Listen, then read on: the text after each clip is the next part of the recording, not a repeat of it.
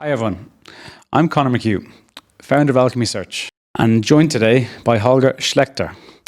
Holger is a strategic and hands-on finance professional with over 15 years of progressive experience encompassing all aspects of corporate finance, accounting, controlling, US GAAP, IFRS, German GAAP, and detailed restructuring and M&A expertise. Currently serving as the Chief Financial Officer at IFZA. Holger's career spans various leadership roles.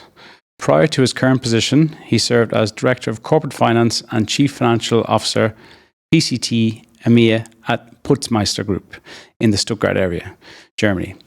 Holger's expertise extends to Head of Corporate Finance at Putzmeister Holding, where he was responsible for group controlling, accounting, treasury, tax and consolidation. His journey also includes significant roles at KPMG Germany, KPMG US as senior manager and manager respectively, focusing on international client reporting under IFRS and/or US GAAP. Holger holds a master's degree in economics from the University of Heidelberg, Germany, and is a certified public accountant licensed in Germany. Beyond his professional endeavors, he contributes as a member of the Federal Economic Senate since January 2024. So, Holger, how are you? Very good, and thanks for the invite. No, it's thank great. you. Great to be here. So by the time this episode will be released, Germany will be the European football champions.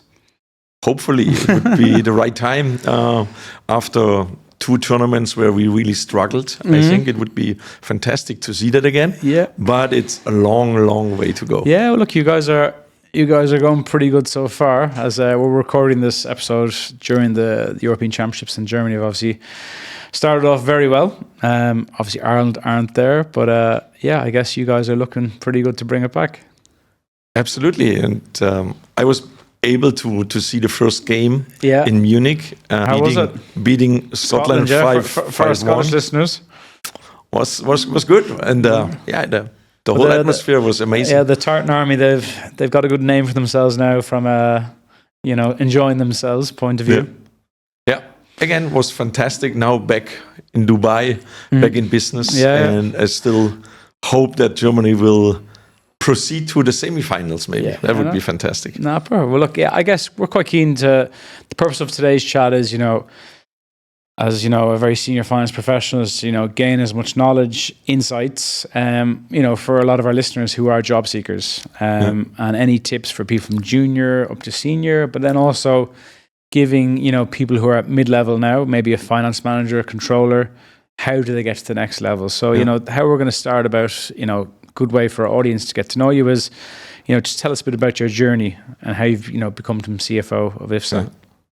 So I started my career with KPMG. Yeah.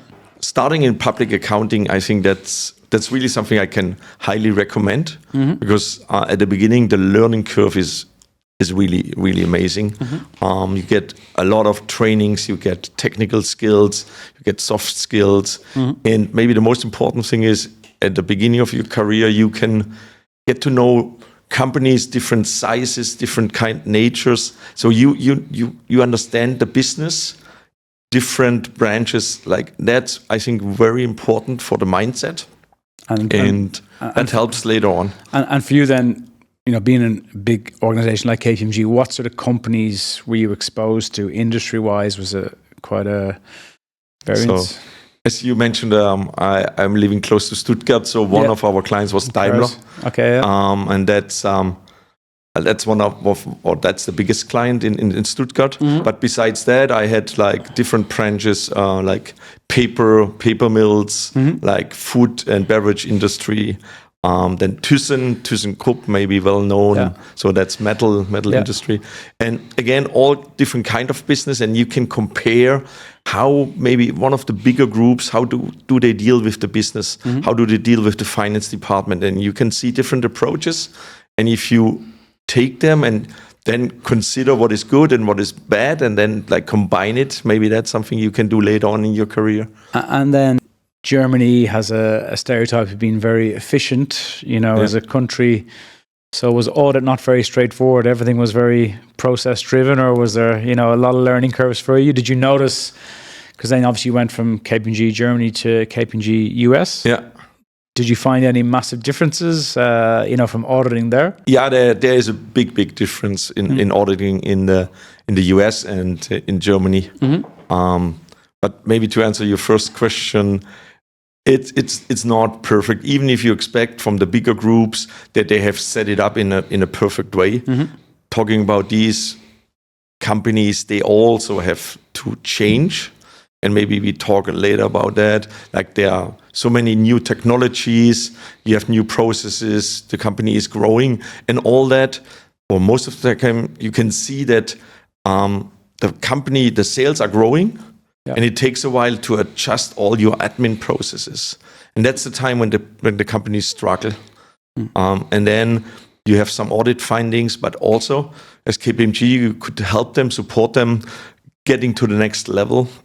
With the audit approach, that being also with KPMG, it was a process-oriented audit. And that means you don't just look at the numbers, you try to understand the process from the very beginning. And again, if there is a problem in the process, you have to adjust the process, or at least you recommend to your client that they might going to adjust the process to make it more efficient, easier, and more transparent. And then US. So talk me through this. So what level were you at in KPMG when you transferred? How did you go about transferring? Was it a case, you just got asked and you didn't think twice, or how did that all come about? Yeah, I got the offer, and it was the time where IFRS should have been implemented in the US, and they said it's going to come in the next 2-3 years. So they sent somebody over from Europe with IFRS knowledge. And we all know how the story ended. So it never got implemented in the US. But that was again, a Daimler engagement. It was Daimler Trucks North America, located in Portland, Oregon.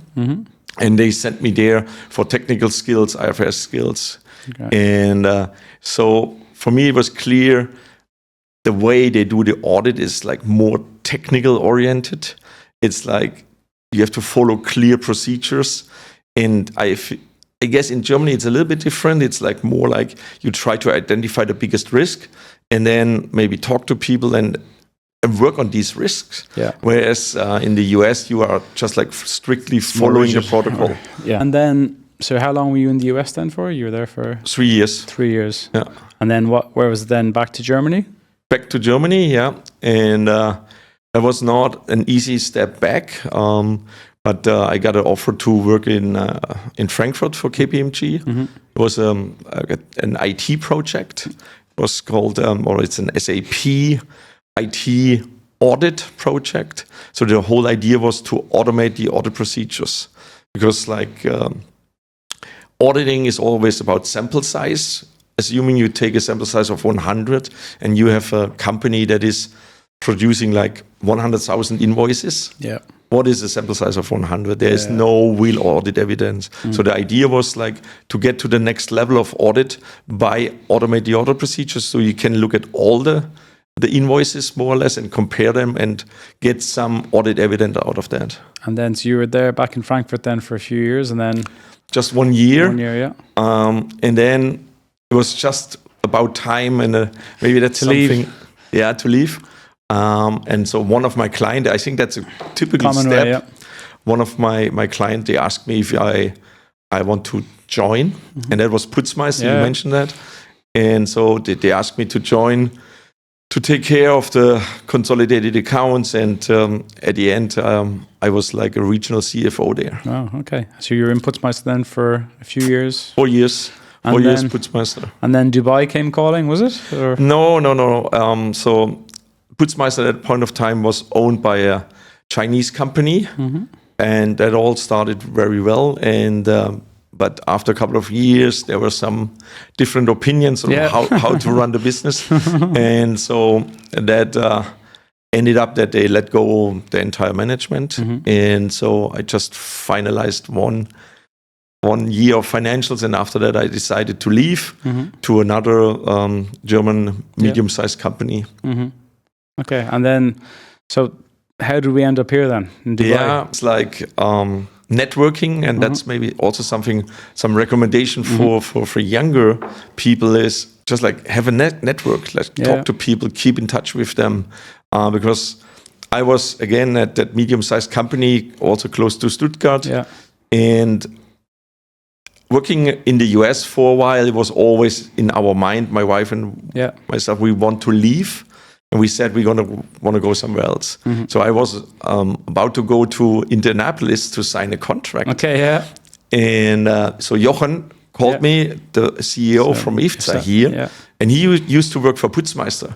He called me and said, before you sign the contract, you come to Dubai. So next weekend I was flying into Dubai, was here for 2 days, and called my wife and said, let's do Dubai. Good. Well, I guess the one point I really want to pick up on here is that it's having that global mobility, because when I chat to a lot of, there's a bit of a trend I'm noticing when we're speaking with a lot of, successful CFOs, be it male or female. Obviously, to get to Dubai, the vast majority of us are expats anyway, so that is a move. But always prior to that move, they've moved. You've lived in a few places in Germany. You went to America. You've obviously put yourself completely out of your comfort zone, which I think is probably you'll know better than me. Maybe has excelled you in your career from a progression point of view. Yeah. That out-of-the-box experience, I think that's important, and not only for your professional career. I think it's also for yourself. Social, If you go somewhere else, again, leaving friends, little family, small Germany, leaving family, and then just like start in a new country with a foreign language. And so all that is just like is giving you something, and I just know a lot of people who, when you did it once, you always have the desire to go somewhere else again. You have the itch to do it again. No, good. And then, what have been sort of some of the key lessons that you've learned, throughout your career so far? A lot of lessons you learn, but the most important is that you are sitting in the driver's seat. Let's say it that way. How to describe that is, you should not drift away. Just like you should make your own decisions. And as I mentioned, and maybe that describes it best, I really loved public accounting. Like that job was exactly what I want to do for a while. But then there was something like an inner voice telling me it's time to do something else and move on. And if you have that feeling, then you should put all the facts together and see what can be the next step. What are my strengths, and what can I do, and what do I want to do, and then just make a decision and move on. I know a lot of people, they got stuck, and then they are not able to make the decision and move on, and they complain a lot, and that's what I see. We hear a lot of complainers in recruitment. And that's why I'm saying, if you feel like that, and then maybe it's the right time, and then my recommendation is just like do something else. Just listen to your inner voice. That always helps. So that's what you did when you went from Portland to Frankfurt. You're saying you went from doing technical IFRS sort of, but then to a technology project. So it was different skill sets you were sort of evolving all the time. Also, that is like always be open-minded.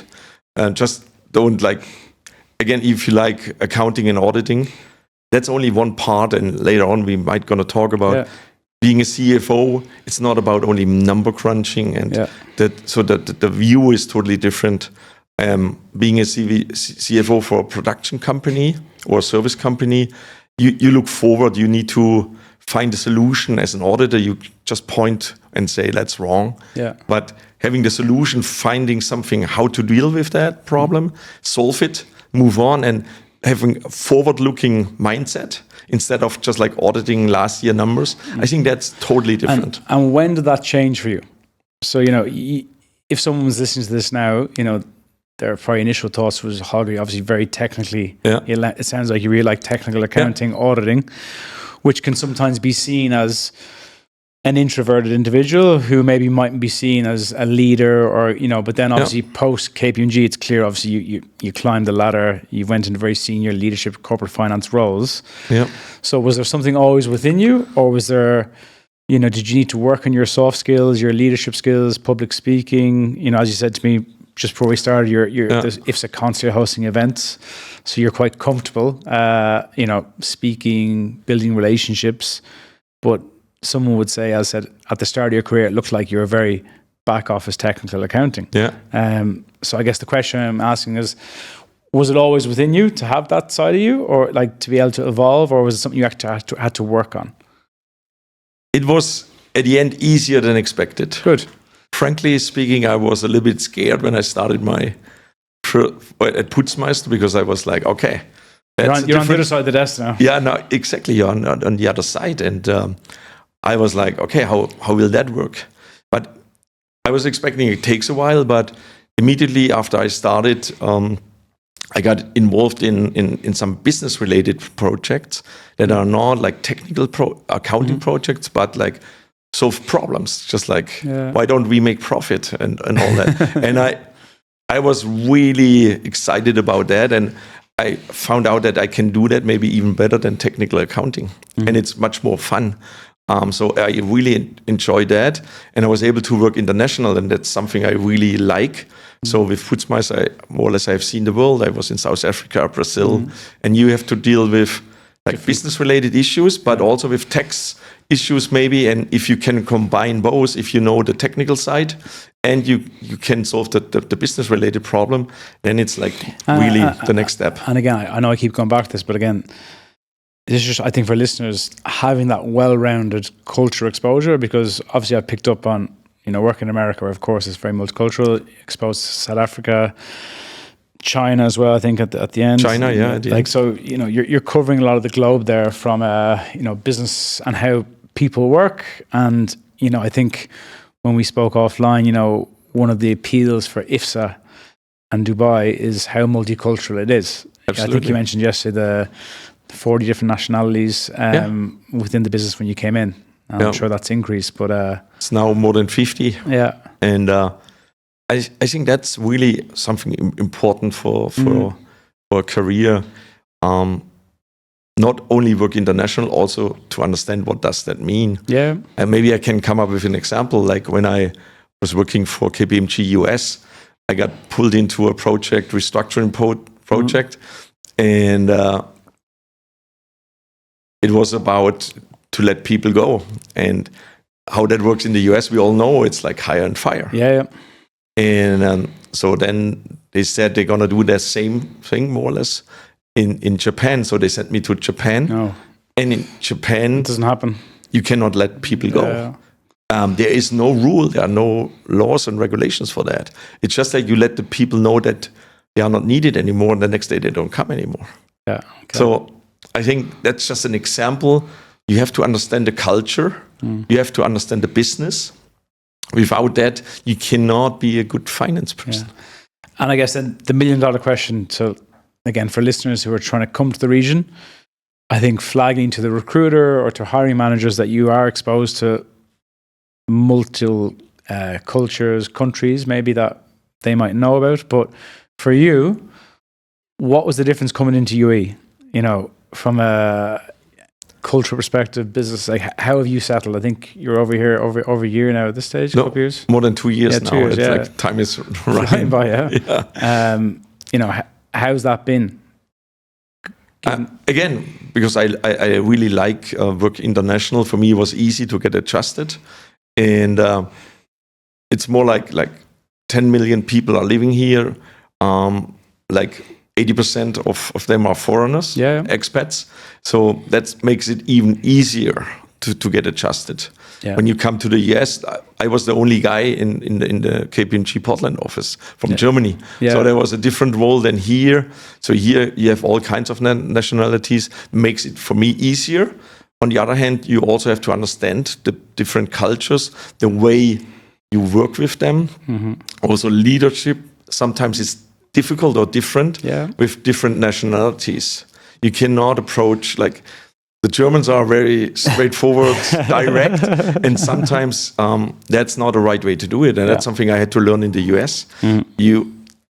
Sometimes the German way, I think it's still the most efficient way, but sometimes it can be very, very difficult. No fluff. Yeah. No fluff. And then I guess we've picked up on the fact, you've obviously very strong with technology if you're going to do projects, but the $1 million question for, a lot of aspiring finance professionals, maybe they're newly qualified, recently qualified, mid-level.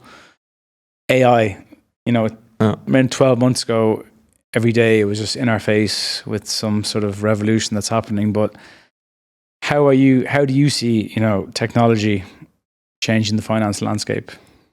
Yeah, that artificial intelligence will change the finance world, and it will not take 5 years. So I believe in the next 2 to 3 years, there will be so many changes. And what I always say is like, that train is leaving now, and you have to make the decision you want to be on it or not. Mm-hmm. And I think to be successful, you have to be on that. But on the other hand, what is artificial intelligence? Mm-hmm. And what will be the next step? When I talk to some people, I think they miss a little bit laying the ground to do all that. Because for me, the first step is you need to have your processes in order. You have to have consistent data. That means you have to look into your chart of accounts. How do you set up your bookkeeping? Some people just think like artificial intelligence means somebody's coming and solving all your problems. Yeah. That's not how it works. If you have inconsistent data, and at least with the artificial intelligence tool you have right now, it's just not going to solve your problem. It's sorry about, but it's garbage in, garbage out. Yeah. And if you don't have consistent data, the tools you have right now will not help you. So that's why I always recommend that. One thing is like consistent data, sort out your just like straight and like make your processes stronger. Mm-hmm. That's something to lay the ground for the next steps. And the other thing is you have to educate and train your people. Because what does it mean? Like when I said finance will not be the same anymore in 3 years, that means just like posting an entry might not be important anymore. But still, to have these analytical skills to understand if something is going wrong or maybe needs to be adjusted. That's something you need to train the people.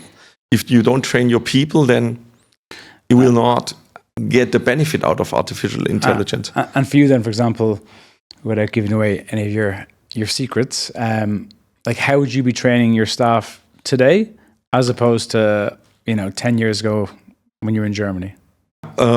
10 years ago, again, it was more about knowledge. Training, like IFRS training, means you need to know the standards, you need to know what's in there. Today, you can ask ChatGPT and say, summarize the whatever, standard 19, and then you get all the summary how to account for pension plans. Yeah. So there's maybe no need to know all these details anymore. But at the end, how to apply it, and also technical skills, how to work with these new tools. That's something we didn't do 10 years ago. Mm-hmm. So the approach is really different. It's more like from doing things by yourself, like posting entries, into having analytical skills, understanding the difference. And that was always something I told my colleagues, the younger ones at KPMG also. You have to understand the numbers. What does it mean when there's a negative number or like there's negative income or whatever? What does that mean? Mm. Where is it coming from? You need to understand and you need to explain it. And then so obviously, one word you keep mentioning is analytical. So, is that a skill set? If you were a younger Holger, let's just say you were just qualified or, still in KPMG, what would you be upskilling yourself on? If you could look into a crystal ball and say, this is the skill set that I'm really going to need that's going to get me my next job. I think at that point of time, it was a combination of just, again, IFRS knowledge, just like foundation for everything to know that. Mm-hmm. But then being able to take these numbers and make recommendations to your client. Yeah. When you see the numbers, and again, what I mentioned earlier is just like pointing and say, that's wrong. That's the easy part. Yeah. But maybe understanding the business good enough that you can recommend how to do it better. Okay. I think that really makes the difference. And that's why your clients are paying you well when you just just telling that it's wrong doesn't help them. Yeah. And do you see then, obviously you've spanned through your career then, is there a common theme that you've seen in certain, maybe colleagues, or the reason why people aren't getting promoted? Obviously we get phone calls from candidates, and obviously if they ring us, there's usually a problem. They're never telling us how much they love their job, but is there sort of a common theme or trend you've sort of seen of, what is holding back someone? Is it because their soft skills aren't strong enough, or maybe they're not a team player, or, is there anything in particular you've picked up on? The higher you get up in the ranks, the more important the soft skills are. And that's not a secret, but that's really important to understand. So some people are just not able to let go. So they are strong, like if you are strong in technical accounting skills, you always want to be involved. But if you, again, get promoted to the next level, you shouldn't do it by yourself. And to let go, a lot of people struggle. And then they don't delegate. And the other thing I have seen a lot is sometimes they call it superpowers, is to listen. A lot of leaders try just to explain to people what needs to be done. And that's maybe something during my career I found out. It's better to listen first. At the end, you need to make the decision as a leader. But don't try to tell the people how to do the work. Just like listen to them, learn, and then make your decision. And was that something you had to learn yourself then? Was it occasion, maybe a building point for yourself was to listen more? Yeah, absolutely. I experienced that a lot with my bosses over the last couple of years. And I was always like, if I'm in that position, I wouldn't do it. Just like listen to the people. That makes a difference. And try to understand the people. Because that's also something, if you want to be successful, or if you are not getting promoted, the question is, as you said, why? I think you need to have a strong team. Success is coming from the team, not from yourself. If you try to achieve everything by yourself, you're not going to be successful. You're only strong as your weakest link, as they say. And getting the right people on board, and that's something where we got there. We got there. That helped a lot to get the right people on board. And now at IFZA we have a strong finance team. And that gives me the freedom to do other stuff. Well, I think as if we were catching up, and you're saying now, like, obviously you went in there, it was nearly building something from the ground up. I think you built a very, very strong function. But again, the points I'm picking up on from yourself is that, a certain individual who's doing very well inside in it, and you're saying want to release, delegate work to them, so it's going to free you up to other things. Where I think the point you're trying to get across is that for people who are coming up through the ranks, you have to let go. Not fully, but you can still hold one finger. But I think if you want to grow, and also to let your team grow, you need to be prepared to give up. Because even with Alchemy, I see it now. We've grown, and I've had to give things up, and it is a bit of a sink or swim situation. But I think for the business to grow, you need to do that. But still, you need to be a role model. That means you need to understand your business. You have to develop your team, and the other one is, I call it encourage the heart. That means like getting the people engaged, that they really like what they do. That just like brings them to the extra mile, and that makes the difference. Because as it is in soccer, we talked about this. Winning a game is not about being like 200% better. Sometimes it's the last 2-3% that makes the difference. And that's what I always try to tell my team. We want to be a first-class finance department. What does that mean? Is not that we just like a rocket go to the sky. It's a long way. It's a step by step, getting better every day a little bit. That makes you successful. And with that mindset, that makes the difference. If you get the people in that attitude and mindset, that can be a real success factor. Definitely. And then another thing we picked up on there was IFRS. So, what are your thoughts on this? What impact is it having these days? Especially here in the UAE, it's a unique situation, let's call it that way. So IFRS has been implemented around 2005 in Europe. very important reporting, international and all that. Here, IFRS is not only a reporting tool, it's also the basis for your net income, for your tax calculation. Yeah. And I listened to a lot of discussion about all the new tax rules and what needs to be done and whatever, but I have barely seen any discussions about what does it mean. And if you look at the possibilities you have with IFRS accounting rules, yes, there's a huge opportunity to do things within these rules. And there's no discussion about that. So I was wondering, for the future, I think we need to have here in the UAE stronger people with IFRS knowledge. And is that for in your business space where obviously so many international companies coming in there, and is that where you have the need for strong IFRS people that can relate to their accounts? For sure for the international ones, but most of the time the international ones are already pretty good. They have all their frameworks for IFRS and all the rules and regulations set up. Yep. But for the medium-sized company, local companies, or again for like international companies with not that great background in IFRS, I think there's a big need, because you need to be able to play that game. Like IFRS, there's so many things you need to understand, and if you fully understand it, it can be a big advantage for you. For accountants, job seekers, brushing up, and how does one brush up in IFRS? Is it just a case they need to be going online, studying the different ones, or how would one do this? Yeah, there are many courses out there, but again, the best thing is if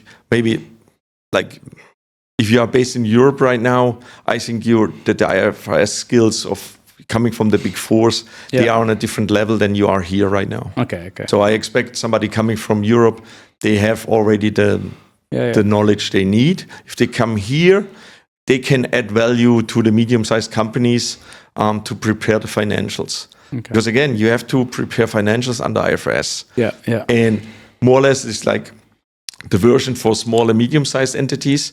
But if you look at the notes, for example, there's no clear definition how that looks like. And that's really, there is a big gap. If that further develops and you need to get your accounts audited, you need to have people who really have a good knowledge in this area. Okay. What qualities do you look for, when building your finance team? IFRS helps? No, and that maybe makes the difference. Like for me, it's clear. So that's why we work with you guys. Yeah. When you send candidates, my expectation is that all these technical skills, they are there, and you sort it out already. Yeah. For me, the much more important part is the soft skills side. So to build a team, for me, you need to have trust in the people. They need to have the right attitude. And without trust, how can you build up a team? If there's no trust, it always ends up in micromanagement. Yeah. As I said, you have to do everything by yourself. You need to have controls in place and all that. If I trust people, I just let go and delegate the task to them. So that means if somebody comes and maybe they are a little bit of a lack of IFRS knowledge, I can train him. But if his mindset is not the right one, that's something different. That's hard to change. Yeah. It's so much harder to change people's personality than changing their IFRS technical skills. And then, from your side, did you ever have a mentor or a leader, for example, that you looked up to, or someone that sort of gave you a bit of navigation throughout your career? Yeah, sure. You need that, and I think that's also something important when you pick your next workplace. Like having somebody who is promoting you, is helping you to the next level. And I had that with Putzmeister when I started there.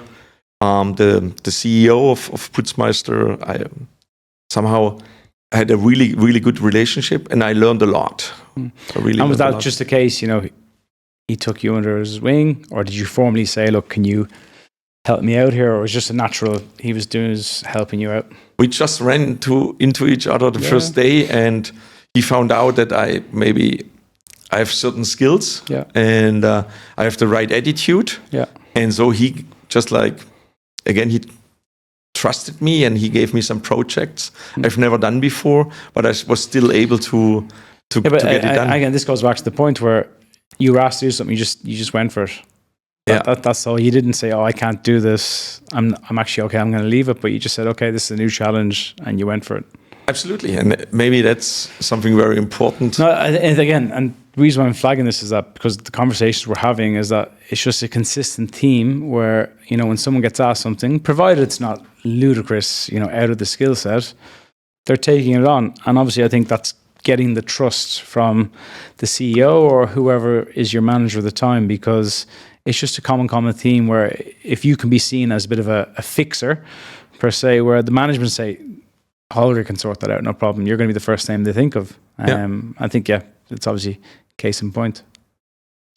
You need to, just like, again, the mindset needs to be like that.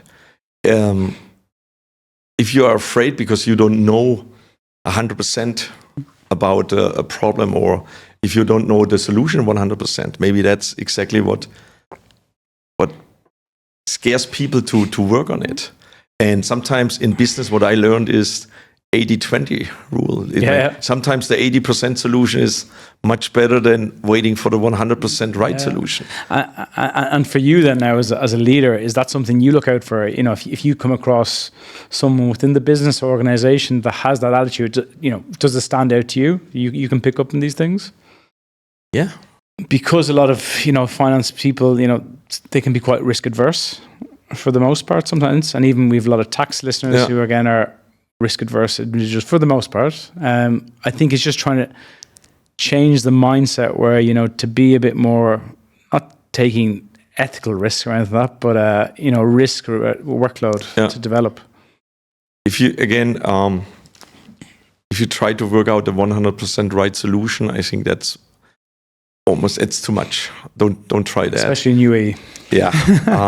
Also in Europe sometimes.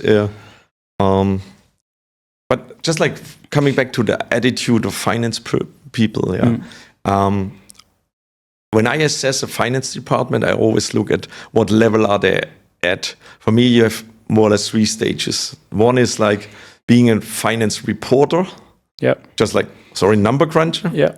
Then the other one is business supporter. And the third step is, or the last step is being a business challenger. What does that mean? At the end, what I said is you can just generate numbers, you throw it at the other department and say, good luck. Yeah. That doesn't help anyone. And that's not how I see finance. The next step is you generate meaningful reports that is at least pointing to the problem, and you work with the other departments. What is necessary for that is that you have a deep understanding of the business. And that's what I learned when I just like, again, changed my role from being a public accountant to working in a production company. You have to understand the product. You have to understand the business. You have to understand where you do the business. How do you do the business? Is it direct? Is it with partners? Is it with dealers? If you don't understand that, you cannot help the business to grow as a finance person. Because the last step is then, as I said, business challenger. And that means you reach out to the production, and maybe they don't like you for that, but then you reach out to them and say, look, based on my analysis, we can do that and that better. What do you think? Let's work together to find it out. And that makes a company successful. Yeah, I think that's the big point. I would say it is about being a finance business partner. Because obviously when you make the move from practice or consulting into industry roles where you need to appreciate that you're not going to be surrounded by accountants. Yeah. You know, you need to be able to get up out of your desk, as you said, challenge someone in a right manner. But it goes back to the bigger point is developing soft skills. Because if you're chasing a sales guy, and sales guys can be usually a bit more aggressive in how they go about it, if you can't build a relationship with that person, you're not going to get the information out of them. So I think it's developing.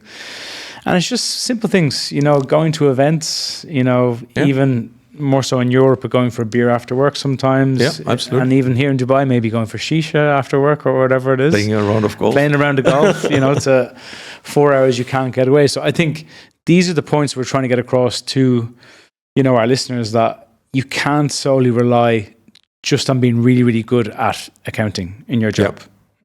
Because you're going to hit a ceiling at some point, and you're going to be left in the mirror. And there's a lot to take on here, because we're talking about technology, your skills, but for me, the key thing is that it is the soft skills. And again, meaningful reports, like how you communicate, and then the level of content you have. I have seen so many companies where the finance guy, they have nice reports, but then you ask the production guys and they say, the finance guy, they don't understand it. We have our own report, and that's how we're going to do it. And that's exactly what you see. So it's double work, and it's just like, it's not going to help the company. So that's why I say you need to understand it. And if the other departments understand that you can help them to be better, then they accept you. And after a while, it turns around, they call you and say, we have a problem here. Can you help us? And that's the point where you realize then you have the right finance department. Yeah. I think, then for the listeners today, it's just try and build those relationships, around the business, because if you can change the mindset of your colleagues in different departments, then it's going to make your life easier. You're going to have a better rapport, and ultimately it's going to make, management take more notice of you, I would imagine. Absolutely. Yeah, good. And then I guess, we covered a bit of this, but it's really for job seekers, aspiring CFOs, what's your big advice? Laying the ground with the technical skills. I think you have to do it at the beginning, for sure.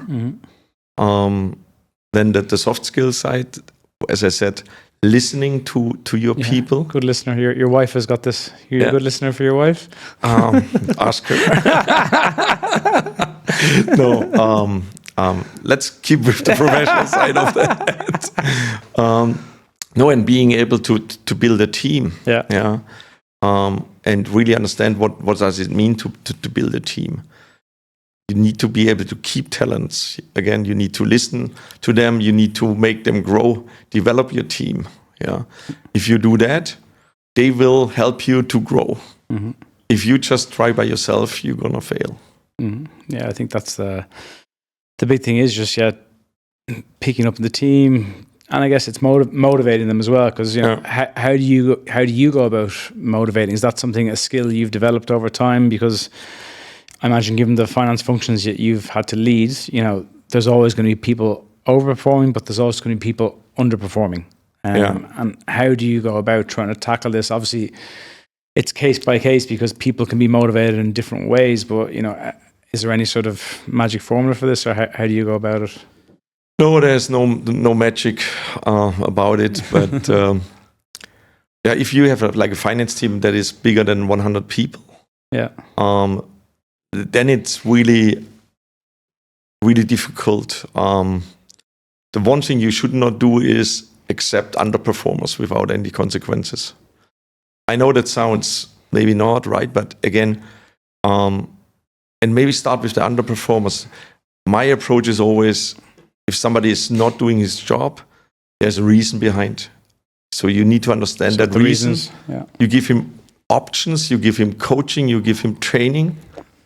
And if he then still is not able to perform, then it's maybe better for him to do something else. Because people want to be successful. Nobody likes the position of being the underperformer. So that doesn't make you happy. So I think, again, you have to develop these people, give them the chance. And if not, there's always a good position maybe in the same company. Don't let the people go, although it's better for you guys. But no, it's really keep them. And maybe I've seen people, they worked in just like the wrong department, and they just like changed, and all of a sudden they were one of the high performers. Okay, good. It can happen. So again, you need to monitor your team. You need to see the potentials in the team, and then you need to look at the attitude of the people.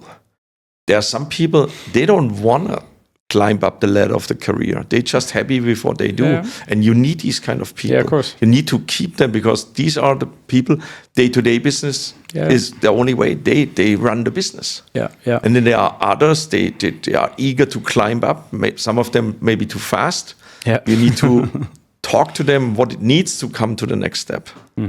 So what you see, it's not like there's no magic rule. There's no one size fits all. Like it's really knowing the people, understanding where are their limitations, where is their best spot, and then make sure that they are in this spot, because then again they help to grow the team and the entire company.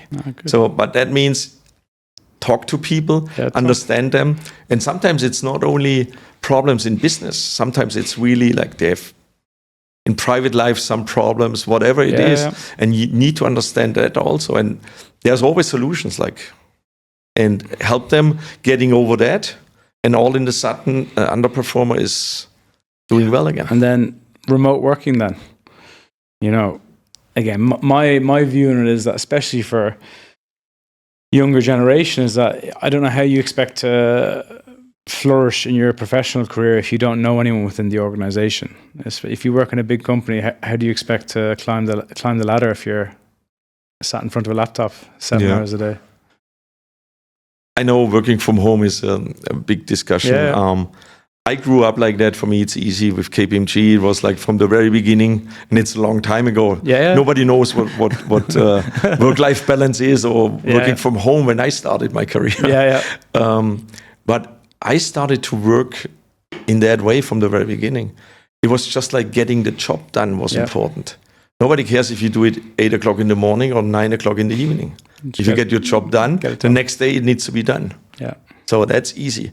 But if you are not used to that, working from home is a challenge, because there's always something else you can do. Of course. And if you are young, when I was a manager in Germany with KPMG, and people started and they said, I want to work from home, I asked them, how do you want to do that?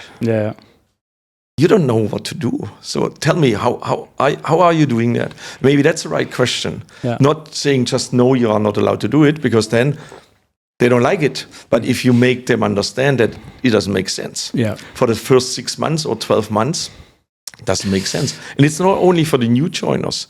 I remember when I started in my second job there in Stuttgart, it was just 1 year before Corona started.